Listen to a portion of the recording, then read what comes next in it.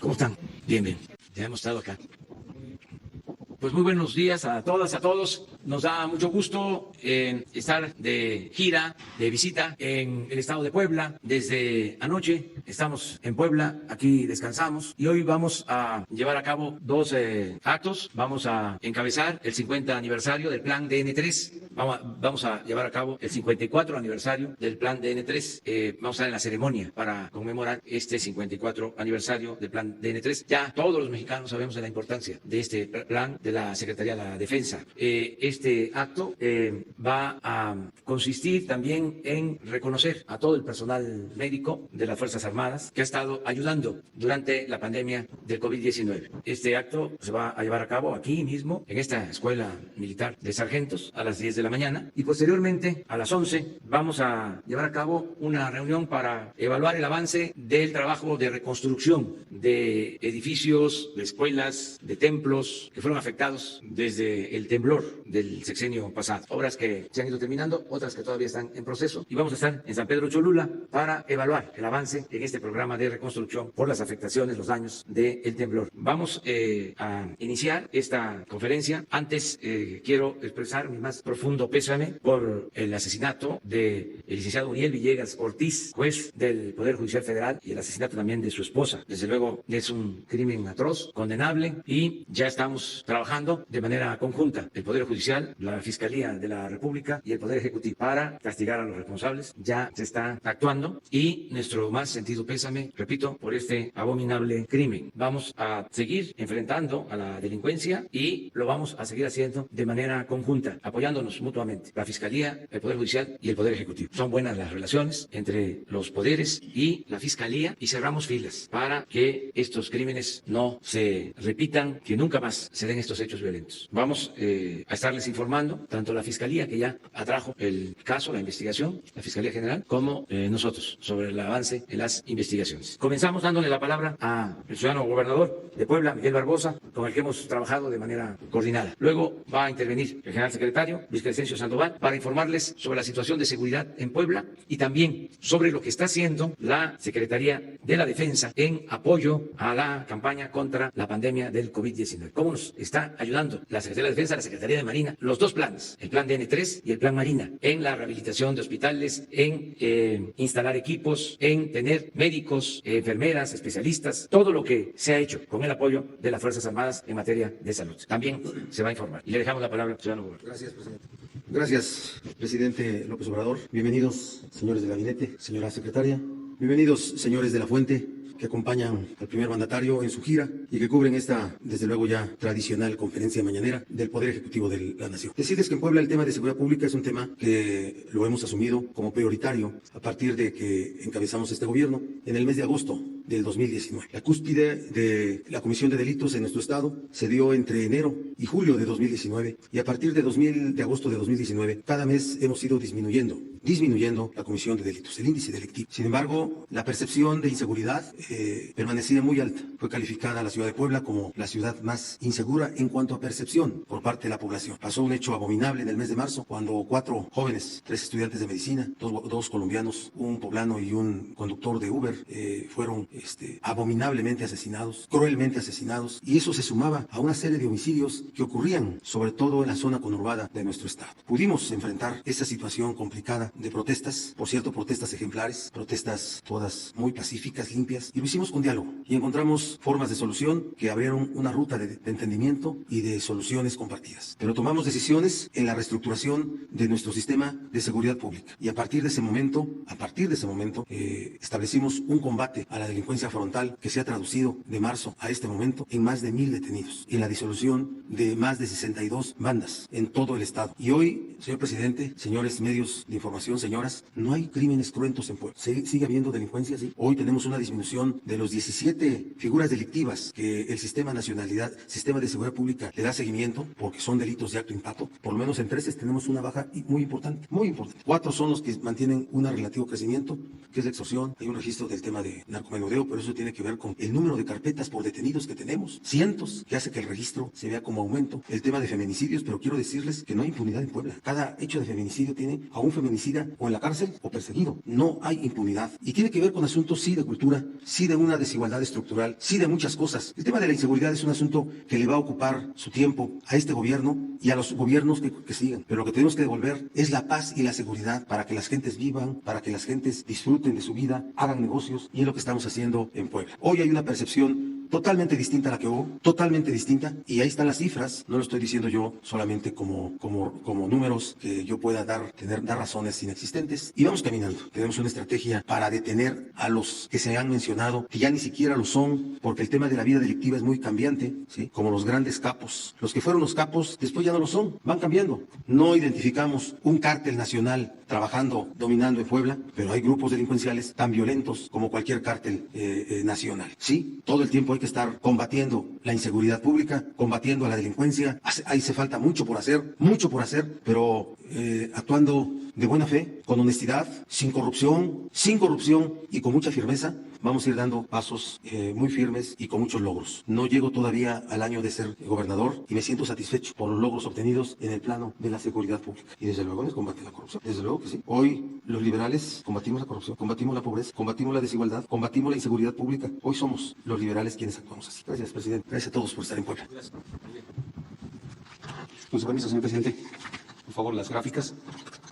Buenos días, vamos a ver la situación de seguridad en el ámbito del estado de Puebla. La que sigue, por favor. Aquí tenemos en la parte de geografía, bueno, son 217 municipios. De estos 217, 9 tienen la mayor cantidad de habitantes. Aquí ustedes los pueden observar: Puebla, Tehuacán, San Martín, San Andrés, Cholula, Atlisco, San Pedro Cholula, Mozoc, Cuautlancingo y Huauchinango. De estos 9, en 7 de ellos son también donde se concentran las actividades delictivas, donde se han detectado diferentes delitos. En 2 de ellos no, en lo que es San Andrés Cholula y San Pedro Cholula no tienen esta problemática. Vamos a ver la incidencia delictiva. Adelante. Aquí están los delitos en los que se hace la evaluación. Ustedes pueden observar que hay delitos a la baja: robo a casa habitación, extorsión, violación, robo de vehículos, robo de transporte, y delitos a la alta. Ahorita vamos a ver cada uno de ellos, porque a pesar de que estén registrados como que están a la alta, esto es porque la tendencia era a la baja y han tenido un muy ligero incremento, pero de todos modos se registra en el sistema del Secretariado Ejecutivo de Seguridad Pública este incremento. La que sigue, por favor. En secuestros, que lo marca como incrementos, ustedes pueden observar aquí que en el 2019 tenían un elevado número de secuestros, fue bajando, mantuvieron entre 1 y llegando al mes de marzo en 0. En abril se subió a 2, entonces de ahí que se da ese registro, pero en realidad han hecho un esfuerzo importante para eliminar este delito, y aquí lo podemos ver en el acumulado anual, como en el 2019 se tenían 70 y en lo que va del año únicamente 4. La que sigue, por favor. En homicidios dolosos sucede lo mismo, llevaba un incremento, logran empezar a reducir este delito, y en marzo y abril tiene un repunte, pero aquí en el acumulado 2019 con 1,108 homicidios, y en lo que va del año 319 únicamente. Robo a transportistas, sucede la misma situación, es una baja constante y un incremento de aquí que se ve en los últimos meses, y en los acumulados se puede observar 2.127 en el 2019 y 360 nada más en lo que va del año. En narcomenudeo también un trabajo importante se ha mantenido, y en el último mes un ligero incremento. La que sigue, por favor. Homicidios dolosos por entidad federativa en la presente administración y hasta el mes de abril el Estado ocupa el 11 lugar con 1.513 homicidios, la media es 1.301. La que sigue, tomando en cuenta estos homicidios dolosos por cada 100.000 habitantes, en el mismo periodo tiene el 17 lugar por debajo de la media con 24.53 y la media es 37.24.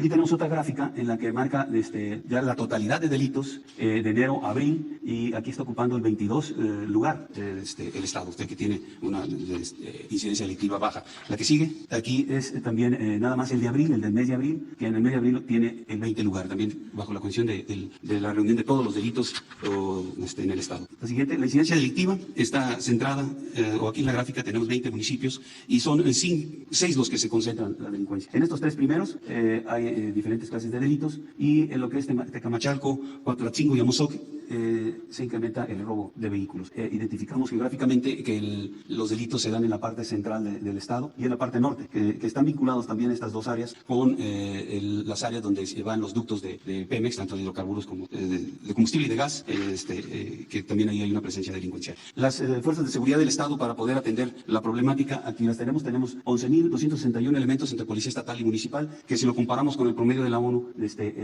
tienen un déficit, pero hay una parte importante que se realiza aquí en el Estado. Se ubica como la parte de la capital con mayor número de delitos, y ahí tienen concentrada a la policía estatal para poder atender esta situación, y la cual ha sido muy exitoso. Para coadyuvar en estas actividades, las fuerzas de seguridad del Estado trabajan en 7 coordinaciones regionales en las que se divide el Estado. Estas coordinaciones son los de la Guardia Nacional, y ahí trabajamos de manera conjunta. Aquí en el despliegue operativo, la Secretaría de la Defensa tiene 4.344 elementos, de los cuales 791 son operativos, SEMAR 28, aquí tiene tecnología importante, tiene drones para poder hacer el cubrimiento de diferentes áreas. La Guardia Nacional con 2.902 elementos hacen un total de 7.256 hombres, que sumados a la Policía Estatal y a la Policía Municipal dan un gran total de 18.545 elementos, y de estos 14.992 operativos realizando actividades directamente en las áreas donde se presentan los delitos. Los aseguramientos que se han tenido en la administración van centrados principalmente en el robo de los combustibles. Aquí tenemos asegurados 2.629 tomas clandestinas, casi 1,5 millones de litros de combustible, 774.392 litros de gas, 848 vehículos que están relacionados con el robo de hidrocarburos, 54 inmuebles también vinculados a esta actividad delincuencial, y 676 detenidos. Es una cantidad importante de elementos detenidos. En el robo de hidrocarburos, en la parte central corre el ducto Minatitlán, México. Este está inactivo por la gran cantidad de robos que tenían, y también corre el de gas, el Cactus Guadalajara. Y en la parte norte están 2 ductos, el de Tuxpan-Tula y el Tuxpan-Azcapotzalco. En esos 2, que abarcan 25 municipios, es donde se han identificado las tomas clandestinas. Y en 5 de ellos, los 5 primeros, son donde se concentran la mayor cantidad. Los aseguramientos, que ya los cité, son los que aquí se ven en la lámina: 848 vehículos, casi 1,5 millones de litros de combustible, 774.000 litros de gas, los predios y las personas aseguradas vinculadas a esos delitos. Para la atención de la emergencia sanitaria, se tienen en el Estado 25 instalaciones de salud. Son 5 del IMSS, 1 del IMSS Bienestar, 4 del ISSSTE, 4 de Sedena y 11 del Estado. Adicionalmente a estas instalaciones se han realizado algunas acciones de apoyo interinstitucional para atender la emergencia. Se tienen 6 fuerzas de reacción para cualquier necesidad que tenga el Estado. Se han realizado patrullajes disuasivos, y hay 14 instalaciones de la salud con seguridad. En el plan de N3, los eventos que se han atendido son en 16 ocasiones lluvias, en una amenaza de bomba, en 5 explosiones, 4 fugas de gas, incendios forestales 48 y 9 incendios urbanos, accidentes 3 ferroviarios, 2 aéreos y 2 vehiculares, empleando 4.174 hombres en 342 vehículos.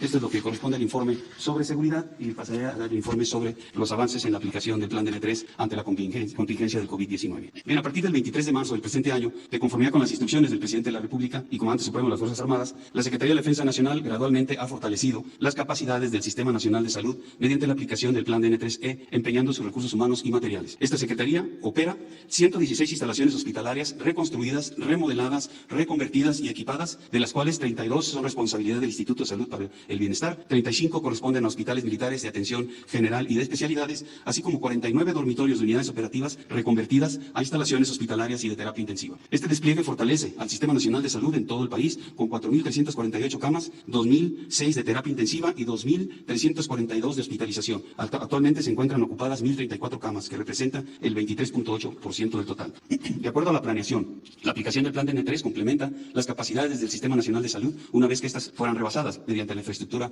hospitalaria desarrollada y que ha sido puesta a disposición de la ciudadanía de conformidad a la tendencia de la propagación de la pandemia en las diferentes entidades federativas. El proceso de reconversión y adecuación abarca 2 rubros: el trabajo de ingenieros industriales, constructores y médicos militares, y la adquisición de equipo e insumos médicos. Por esta razón, actualmente 27 de las 32 instalaciones INSABI ya se encuentran operando, y 5 están en fase final de la instalación de algunos equipos industriales. hospitales. Es importante mencionar que algunas de esas instalaciones INSABI, como los hospitales Dr. Carlos Calero El Orduy en Cuernavaca, Morelos, y el de la Mujer y el Niño oaxaqueño en Oaxaca, tenían 10 años inhabilitadas y en un corto tiempo fueron puestas en funcionamiento como resultado del esfuerzo conjunto de equipos multidisciplinarios integrados por personal militar, de ingenieros constructores, industriales, sanidad, transmisiones y especialistas civiles, entre otros. A pesar de las limitaciones impuestas por el mercado internacional, en las instalaciones hospitalarias administradas por esta Secretaría se dispone de ventiladores para atender las necesidades prioritarias en cada una de ellas y se tiene la flexibilidad para su empleo y traslado a otras entidades en donde exista mayor demanda. Paralelo a este esfuerzo, se desarrolló la infraestructura, se estableció un proceso de adquisiciones de poco más de 1,5 millones de artículos de equipo médico especializado y de protección, así como medicamentos e insumos para la atención diaria y permanente. Para la administración y operación directa de las 116 instalaciones hospitalarias que participan en el plan de N3C, además de los 5.677 elementos de la Secretaría de la Defensa Nacional,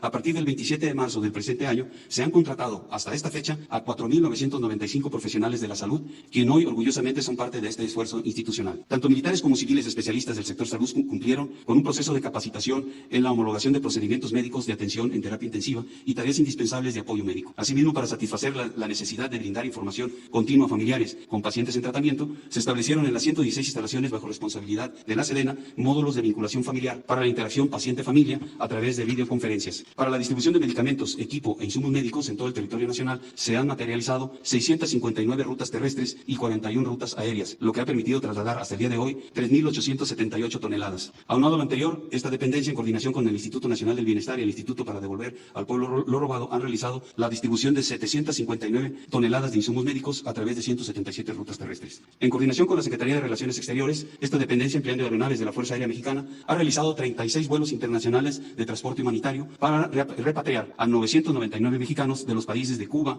Ecuador, Bolivia, Perú, Chile y Argentina. De igual forma, se han trasladado a dichos países 1.551 ciudadanos extranjeros. En términos de seguridad, 1.054 militares resguardan 38 almacenes de insumos médicos y terapéuticos del Instituto Mexicano del Seguro Social y continúan establecidos 5 puntos de revisión en los aeropuertos internacionales de Tijuana, Baja California, Apodaca, Nuevo León, Guadalajara, Jalisco, Ciudad de México y Cancún, Quintana Roo. Adicionalmente, esta Secretaría, a través de la Dirección General de Fábricas de Vestuario y Equipo, ha confeccionado para el sector salud y esta dependencia cerca de 2 millones de diversas prendas de protección personal. Aprovecho la oportunidad para agradecer la confianza que han depositado diversos sectores de la sociedad en el Ejército y Fuerza Aérea Mexicanos, patentizada mediante la materialización de donaciones de equipo de protección personal, insumos básicos como agua embotellada y productos alimenticios, a quienes les aseguramos que su gesto solidario y generoso ha llegado a la población de pacientes infectados por el COVID. Es así como la Secretaría de la Defensa Nacional cumple la encomienda del señor Presidente de la República de aplicar el plan de N3 para sumarse al esfuerzo del Gobierno de México con el fin de atender las necesidades de la población generadas por la pandemia COVID-19, deseando que nuestro país pronto regrese a la normalidad. Es todo.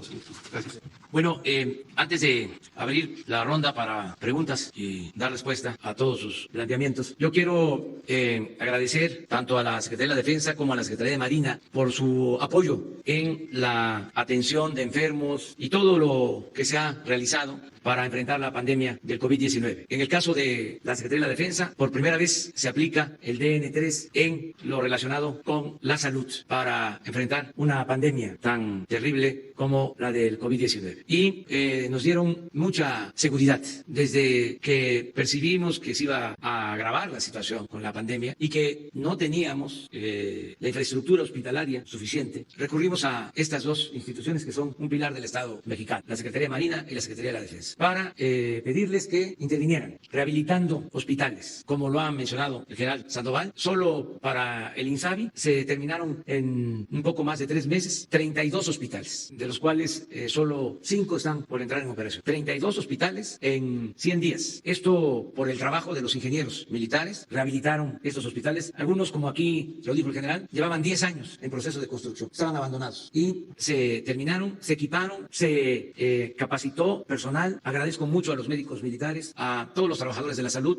de la Secretaría de la Defensa. Lo mismo aplica para la Secretaría de Marina y se contrataron médicos, enfermeras y todo esto nos permitió contar con las camas suficientes, con los ventiladores, con los especialistas para hacerle frente a la pandemia. Ha sido muy triste lo que ha pasado, la pérdida de vidas humanas, pero hemos hecho todo para salvar vidas. No se ha quedado un enfermo, un paciente de coronavirus sin ser atendido, sin una cama, sin atención médica. Y eso se logró con el apoyo de todos y en este caso muy especial por el refuerzo que significó la participación de las Fuerzas Armadas. Vamos a seguir avanzando. Quiero también expresar que todas estas instalaciones que se fueron adaptando para COVID, todas estas instalaciones desinfectadas una vez que pase la pandemia, con todos los equipos nuevos, con más equipos que se van a adquirir seguir, porque no lo olvidemos, lo digo de pasada, no quiero centrarme en eso. Está en proceso la rifa del avión presidencial y vamos a obtener más de 2,000 millones de pesos y todo ese dinero va a ser para seguir equipando hospitales. Lo mismo en el caso de la contratación del personal médico, que son alrededor de 50,000 trabajadores del sector salud que se han contratado. Fueron contratos temporales, pero se van a quedar ya trabajando en el sector salud. Y ya igual, desde septiembre, empieza el programa para que no sean rechazados los médicos que quieran especializarse. Vamos a ampliar al doble la inscripción de médicos que se especialicen en el país, de 10,000 a 20,000, y 30,000 restantes van a contar con becas para hacer su especialización en el extranjero. No nos va a volver a pasar de que enfrentamos una pandemia y no tenemos médicos, no tenemos los especialistas. La salud es primero. Esto quiero dejarlo de manifiesto. Y ahora sí, preguntas. Sara. Buenos días, presidente. Preguntarle sobre el asesinato del juez, ¿cómo se van a modificar los protocolos de seguridad? Se está pidiendo justamente que se refuerce la seguridad para los jueces, y también no quisiera desaprovechar la presencia de la ministra para preguntarle su opinión, cómo simbra este asesinato al Poder Judicial. Bueno, estamos trabajando, les decía, de manera coordinada con el Poder Judicial, con la Fiscalía, y pronto vamos a informarles sobre protocolos de seguridad y todo lo que tenga que hacerse para apoyar a jueces, a magistrados, a ministros del Poder Judicial, para protegerlos. Muy buenos días a todas y a todos ustedes. Pues como ustedes comprenderán, para mí ha sido terriblemente difícil esta situación. Yo creo que no solamente para mí, yo creo que para todos. Era un juez penal, yo lo conocí personalmente, era secretario de uno de las gentes que estuvo en la Corte durante mucho tiempo. Y sí decirles que estaba haciendo su trabajo y murió por hacer su trabajo. Tenía, hasta donde tenemos conocimiento, algunos juicios de personajes de la delincuencia organizada, y estaba haciendo su trabajo y lo estaba haciendo bien, Entonces, pues es muy lastimoso para todos, para el Poder Judicial, para el presidente de la Corte, para todos los ministros, para todos quienes tenemos un cariño muy especial por el Poder Judicial. Yo estuve 25 años, 4 en el Tribunal Superior de Justicia y 21 en la Suprema Corte. Entonces, para mí sí ha sido un tema personalmente sumamente triste y muy lastimoso. Pero adicionalmente yo mis respetos, mi consideración, mi afecto a la familia, mi solidaridad, y desde luego tenemos que avanzar en el esclarecimiento de este hecho, de estos hechos, porque lamentablemente también asesinaron a su esposa, jóvenes, muy jóvenes, tenían 2 niñas, una de 7 y una de 4 años, y lamentablemente fue en su domicilio también. Entonces, pues decirte que estamos de verdad muy consternados, pero vamos a avanzar en las investigaciones. Nosotros como Poder Ejecutivo no tenemos a nuestro cargo las investigaciones, la tiene la Fiscalía General de la República. Desde luego la participación del Poder Judicial va a ser determinante también en este proceso, pero nosotros, por supuesto, desde el Poder Ejecutivo estamos acompañándonos y muy interesados, Secretaría de Seguridad Pública también, el Sistema Nacional de Inteligencia, todos, ¿verdad?, apoyando para que se esclarezca a la brevedad posible estos de verdad lamentables hechos, y mi respeto a toda la familia. Muchas gracias. ¿Han pasado algún reporte de las primeras investigaciones? ¿Cuál pudiera haber sido el móvil de este asesinato? ¿Y ven ustedes esto como un reto, como una amenaza al Estado en su conjunto? Bueno, ya tengo información, pero como es obvio, no podemos hablar de este tema hasta que concluya el proceso, que se investigue bien, pero sí se va avanzando. Lo que puedo decir es que no hay impunidad y que los que cometen estos delitos son castigados, van a ser castigados. Y estamos trabajando de manera conjunta. Sí, es un asunto de Estado. Por lo mismo, interviene la Fiscalía y estamos trabajando también de común acuerdo con el Poder Judicial. La intimidación no procede porque nosotros tenemos como encomienda, mandato, el garantizar la paz y la tranquilidad en el país. Y no vamos nosotros a ceder ante ninguna amenaza, ninguna intimidación. Nada nos va a detener para limpiar de corrupción el país, que haya justicia y se garantice la paz. Ese es el propósito. Estamos trabajando de manera coordinada. Hoy hablábamos de eso.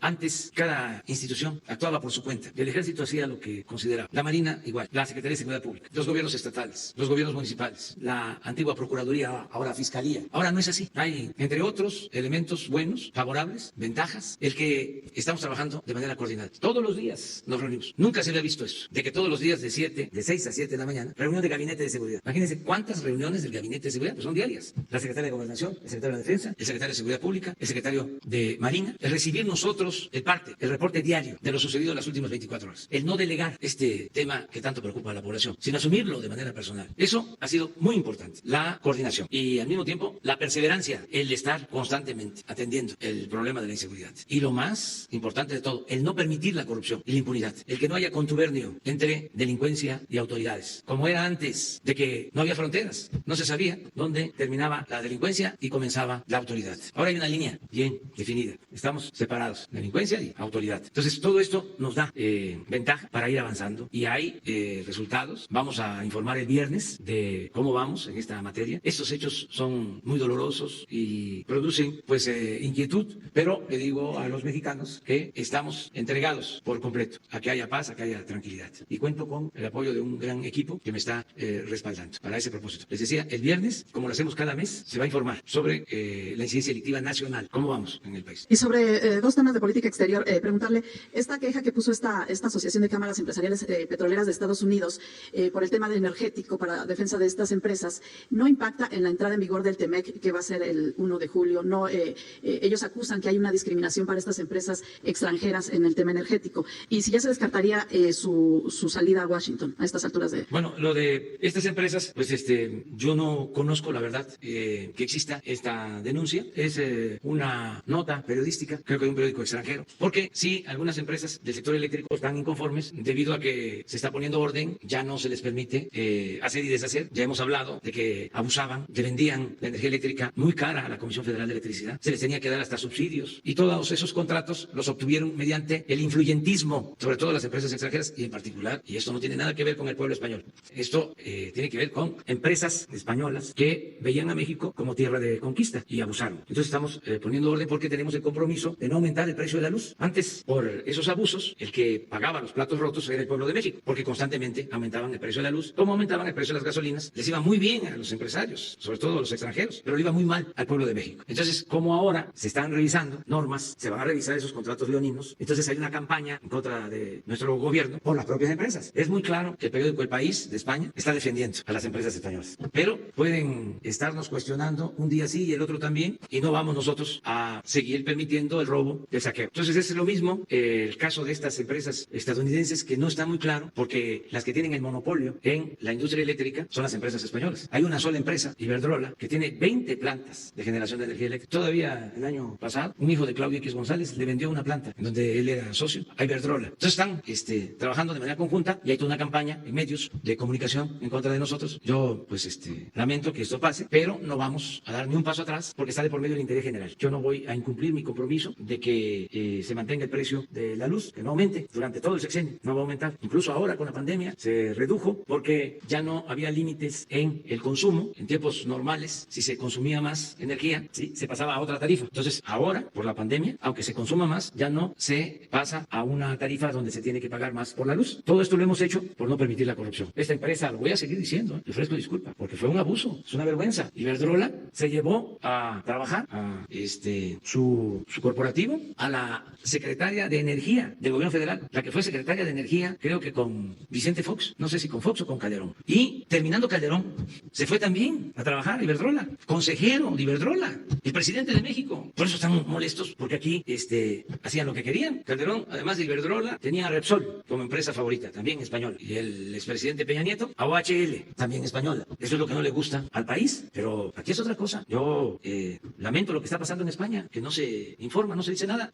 El pueblo español, un pueblo trabajador, un pueblo honesto, tiene ahora que cargar con la vergüenza de que aún por instrucciones, por órdenes, por recomendación de un juez, debía ser investigado el rey, el que abdicó al mando de a la corona. Y en un tribunal especial se le exonera. Entonces no hay justicia para todos. Y se habla de una presunta relación de complicidad y de un acto de corrupción. Y no pasa nada. Y sin embargo, todo lo que tiene que ver con nosotros, que tiene que ver con el combate a la corrupción, es señalado, es cuestionado por el país. Callan como momias cuando les conviene y gritan como pregoneros cuando se trata de defender intereses de grupos, intereses económicos, intereses políticos. Y esto mismo sucede en nuestro país, pero vamos a seguir adelante. Tenemos nuestra conciencia tranquila. En el caso de Iberdrola, ¿por qué hablo así con transparencia? Porque tengo información que son ellos los que están promoviendo esta campaña, nada más que encubiertos, porque el conservadurismo tiene esas dos características. No lo olviden, son muy corruptos y son muy hipócritas. Entonces tengo que decirlo, que el pueblo se entere, que el pueblo lo sepa. Antes la gente no sabía nada de esto,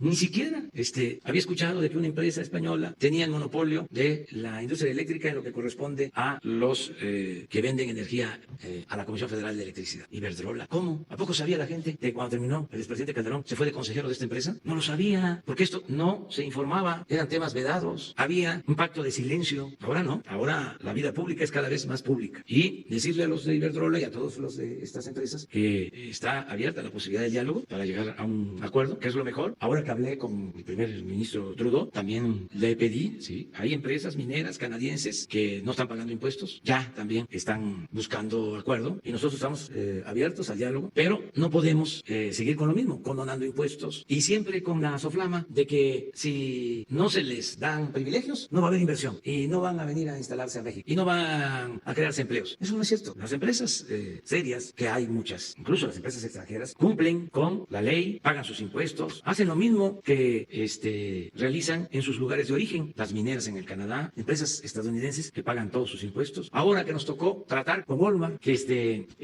debían como 9,000 millones de pesos, pues fue lo mismo, actúen como lo hacen en Estados Unidos, como lo hacen en otras partes, y ellos lo entendieron y nos pagaron. Y así fue IBM, y así es el caso de Toyota, y así es el caso de FEMSA. Yo les agradezco a estas empresas, a los directivos, porque entendieron de que son otros tiempos y antes pues tenían mucha influencia y además se sentían muy protegidos, muy fuertes por los abogados, en este caso los fiscalistas, despachos que ganaban muchísimo dinero, mucho dinero. Se volvieron famosos los abogados mexicanos, muy influyentes, poderosísimos.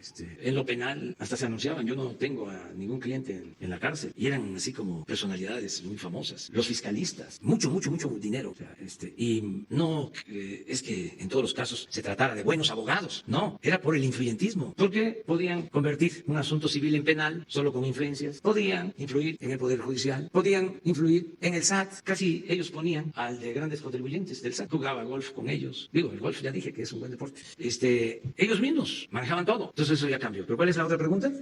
Yo creo que sí, porque ya está el tiempo metido y no va a ser ya posible. No lo descarto todavía, hay que esperar, pero sí ya veo que no va a ser posible. De todas maneras, celebro porque ya se aceptó que se reúna el Congreso. Va a haber un periodo extraordinario, según me informan, o van a convocar a un periodo extraordinario, porque hay ciertas leyes que deben de revisarse y en su caso aprobarse en el Congreso para facilitar la entrada en vigor del tratado. Entonces, se va a hacer esto, si así lo deciden los legisladores, antes del día 1 de julio. No son leyes que puedan detener la entrada en vigor del tratado, pero sí están relacionadas y queremos que no haya ningún obstáculo para que el día 1 de julio entre en vigor el tratado de libre comercio, que nos va a ayudar mucho.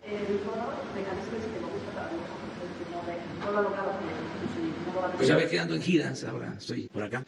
No estoy en México, no es por otra cosa. El domingo dormimos en Jalapa, ayer lunes en Tlaxcala y anoche aquí en Puebla. Y mañana tenemos que estar en Hidalgo y en Cuernavaca el viernes. Tenemos todo el tiempo. Además, para ser francos, para hablar con franqueza, yo quiero que se serenen las cosas y no quiero que haya espectáculo. Sí, que no haya espectáculo. Sí, que no. O sea, hay cosas muy importantes que atender, lo de la pandemia, todo esto que tiene que ver con la seguridad, como para estar dando nota, como dicen ustedes, sobre diferencias que tenemos. Claro que las tenemos, pero al mismo tiempo pues tenemos que buscar la manera de actuar en forma institucional. De mi parte siempre ha sido así. Por eso me extrañó la falta de respeto de decir que nosotros estábamos interviniendo en Jalisco, que desde los sótanos del poder de la Ciudad de México se estaba auspiciando, ¿no?, la inconformidad en Jalisco. Los sótanos del poder, ya lo dije, de la Ciudad de México pues estaban en gobernación y ya ahora ya no hay sótano del poder.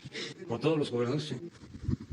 Buenos días, presidente. Gaspar Vela, de la Octava. La CEPAL ayer pronosticó que a finales de este año habrá entre 18 y 21 millones de mexicanos en pobreza extrema a causa de la pandemia del coronavirus. ¿Cuál sería su postura, si está de acuerdo con esta estimación? En segundo lugar, presidente, retomando el tema de los desaparecidos del día de ayer, ¿cuál es la cifra actual de mexicanos desaparecidos en estos momentos? Y también preguntarle cuál es el presupuesto que destina actualmente la Federación para encontrar a estos desaparecidos. Y finalmente me gustaría preguntarles a los secretarios de Defensa y también de Marina, ¿cuál es el sentir de las Fuerzas Armadas con este acuerdo presidencial publicado el 11 de mayo para que militares y marinos realicen labores de seguridad pública? Si ustedes sienten que hay certeza jurídica para realizar estas labores. Muchos han hablado, analistas, expertos han hablado de temas políticos, pero no sabemos cuál es el sentir de las Fuerzas Armadas. Entonces, tu primera pregunta es... La CEPAL. Sí, bueno, pues la CEPAL, como otros organismos, se dedican a hacer diagnósticos, ¿no? Y es una organización seria. Y en efecto, se afecta a la población con la pandemia, porque se está limitando el desarrollo económico, pero al mismo tiempo, en el caso de México, estamos aplicando una estrategia de apoyo a la mayoría de la gente. Ese diagnóstico de la CEPAL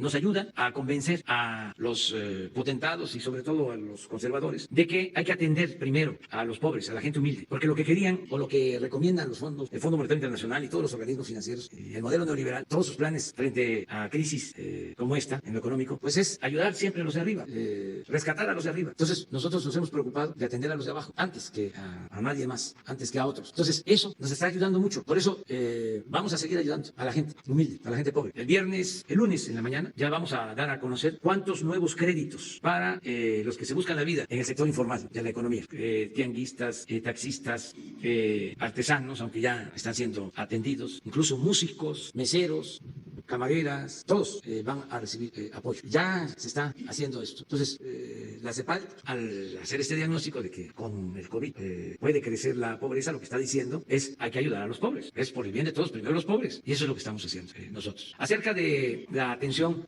a familiares de víctimas y todo lo que se está haciendo por esclarecer la situación de desaparecidos en México, pues esto lo lleva el subsecretario de Gobernación, Alejandro Encinas. Le voy a pedir que un día nos informe con datos, cifras, cuánto también es lo que se está destinando. Yo nada más di una instrucción al respecto, que para estos temas de derechos humanos no hay límite presupuestal, es lo que se necesite, es una prioridad y tenemos muy claro qué es lo prioritario, porque en el gobierno anterior, también esto lo hemos comentado, los gobiernos anteriores se dedicaron a crear comisiones. Ahora que hubo una polémica por un comentarista de redes sociales que fue invitado para un debate, ¿sí? Me enteré de que existe, ¿cómo se llama? CONAPRED. Es que un día voy a poner aquí cuántos organismos crearon para todo, para la transparencia, y es cuando más robaron y más ocultaron todo. ¿Saben ustedes cuál fue la primera decisión del Instituto de la Transparencia cuando se creó? Allá como en el 2000, con el presidente Fox. Reservar todas las condonaciones de impuestos. Pero fue la resolución del Instituto de la Transparencia. El primer acuerdo.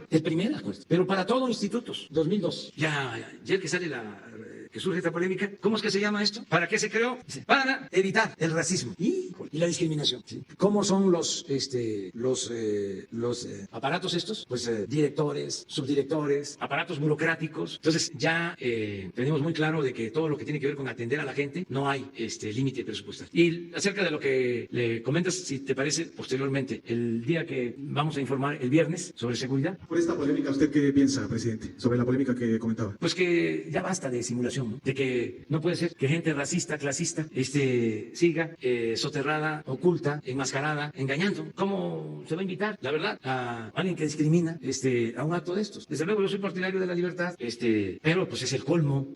Son pues personas caracterizadas por despreciar a otros, verdaderamente racistas, comentarios racistas, discriminatorios, demostrado. Y ahora resulta que para un foro contra la discriminación se le invita. Es como si para un foro de derechos humanos se invita a un torturador. Digo, es el colmo, ¿no? Que esto suceda, independientemente de cualquier otra consideración. Y que respeten, ¿sí? que se midan y que pues ya pasó el tiempo del clasismo, del racismo, de la discriminación y además de la hipocresía. Yo, hasta hace poco, una vez, un articulista supuestamente progresista, en su artículo dice, no tiene la culpa el indígena, no quiero decir la otra palabra, sino el que lo hace compadre. Y es un intelectual mexicano, nivel de racismo extremo, además mucha, con todo respeto, ignorancia. Por eso insisto mucho en que no es lo mismo la educación que la cultura. ¿Saben cuáles son los pueblos con más cultura en México y en el mundo? Los pueblos de Oaxaca. Donde hay más cultura, hay más fraternidad, solidaridad, paz, tranquilidad. Entonces puede egresar alguien de un doctorado en Harvard y demuestra no tener cultura. Y como ha quedado también demostrado, demuestra no ser honesto. ¿De qué sirve lo académico si no va acompañado de la cultura? No es lo mismo la educación que la cultura. La educación es lo que se adquiere, es lo que se aprende. La cultura viene de lejos, es lo que se hereda de generación en generación. Son nuestras costumbres, nuestras tradiciones, nuestras lenguas. ¿Qué? ¿Está mal hablar como hablamos en el norte, en el centro, en el sureste? No, cada pueblo tiene su habla y además el habla de los pueblos, el habla de la gente, tiene que ver con la cultura de cada región, porque México es un mosaico cultural. ¿Qué es sopilote? Ahora que es temporada de sopilotes. Pues es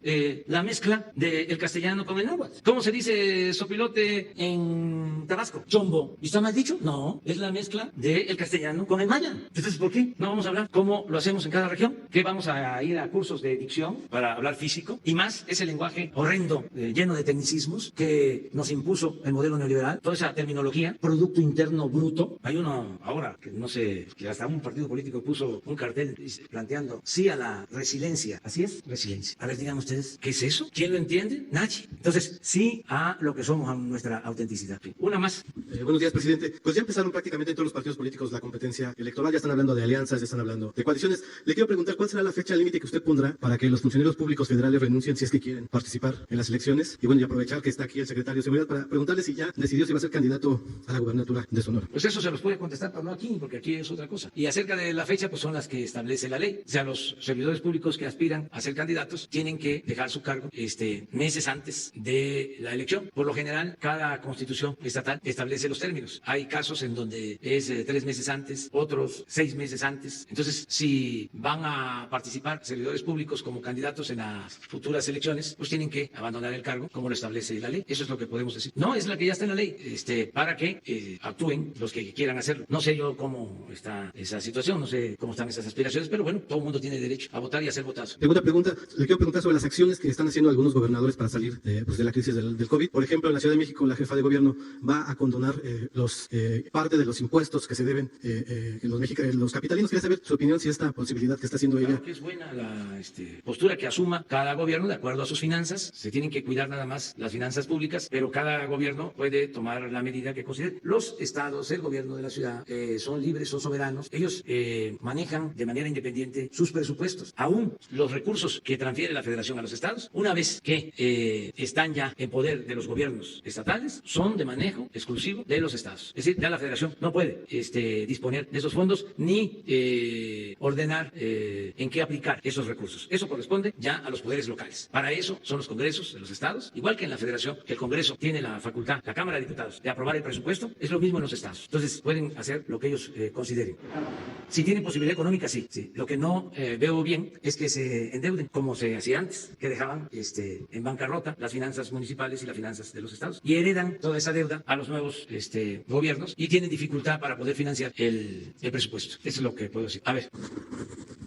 Buenos días, presidente. Hans Salazar, ZMG Noticias, Grupo Político Zócalo Virtual. Secretario y Gobernador, buenos días, compañeros. Señor presidente, hemos visto con un trabajo arduo de la UIF, de la Unidad de Inteligencia Financiera, el cual debe corresponder a un trabajo coordinado con la Fiscalía General de la República. Hay movimientos en redes sociales muy fuertes que sugieren un cambio del titular por no corresponder a las necesidades de justicia que México necesita. El Poder Judicial sigue funcionando para descongelar cuentas con los argumentos legados dejados por Medina Mora. La 4T debería dar salida a procesos judiciales que hoy vemos extraviados en algunas carpetas. Por ejemplo, la propia autora Anabel Hernández ya señaló al menos a 5 funcionarios dentro de la Fiscalía General de la República que son operadores de Medina Mora. La pregunta, presidente, solamente sería mi pregunta para usted. ¿No considera que es tiempo de un relevo? Si es en este caso, puede ser incluso el propio Santiago Nieto. A ver, no te entendí. ¿Un relevo en dónde? En la Fiscalía. No podemos... entiendo que es autónoma la Fiscalía. Sí, pero no solo eso. Aunque no nos corresponde a nosotros, y de acuerdo a la ley hay un término y solo podría ser removido por causas graves el fiscal.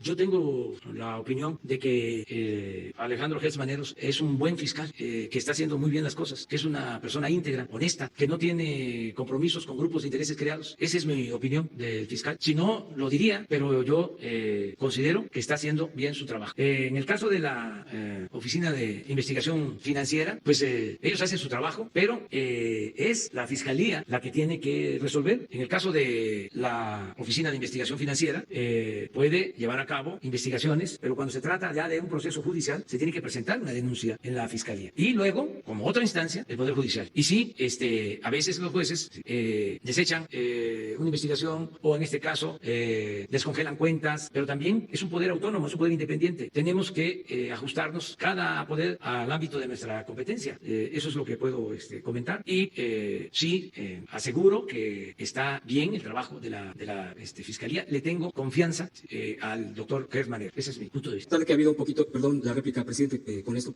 concluía mi participación, a pesar de que incluso han trascendido algunas diferencias en cuestión de falta de coordinación con la unidad de inteligencia, ¿ha mejorado esta? ¿Usted considera que ha mejorado? Debe de mejorar la coordinación, pero también entender que son criterios distintos, porque son dos dependencias diferentes, con funciones bien claras establecidas por la ley. La Oficina de Investigaciones Financieras depende de la Secretaría de Hacienda y del Poder Ejecutivo. Y la Fiscalía, pues, es un órgano autónomo. Entonces, el encargado de la Oficina de Investigación Financiera, que depende de Hacienda, puede hacer una investigación investigación, denunciar, presentar pruebas, presentar denuncias, pero es la Fiscalía la encargada de atender estos casos. A veces hay diferencias porque se tiene que cuidar lo que se llama el debido proceso, y antes de dar a conocer una presunta o un presunto delito, una investigación, se tiene que cuidar para que no se les avise a los que están siendo investigados o van a ser investigados por la Fiscalía. Entonces hay que buscar nada más que haya coordinación entre estas dos dependencias. Santiago Nieto es un buen abogado, íntegro, también recto, y repito, Gers Manero de primera. Sí, es un fiscal con criterio, una gente honesta, una gente íntegra. Estoy yo muy satisfecho. Esas son de las cosas que me ayudan en mi trabajo como presidente. Imagínense tener un fiscal cómplice, un fiscal corrupto, de los que han habido, que pues no estoy hablando al tanteo, de los que han estado ahí, ¿sí? Pues entonces sería pues un motivo de preocupación. Lo mismo en el caso del Poder Judicial. El presidente de la Corte es un agente honorable, un hombre íntegro. Eso me ayuda mucho, claro. Hay que limpiar todo el cuerpo de las instituciones, de arriba para abajo, barrer las instituciones como se barren las escaleras, de arriba para abajo. Pero hay que seguirlo haciendo y también separar los malos servidores públicos y no generalizar. Hay buenos servidores públicos, que son rectos, que son íntegros. Esos son los que hay que estar apoyando y dándoles reconocimiento. Muy bien, muchas gracias.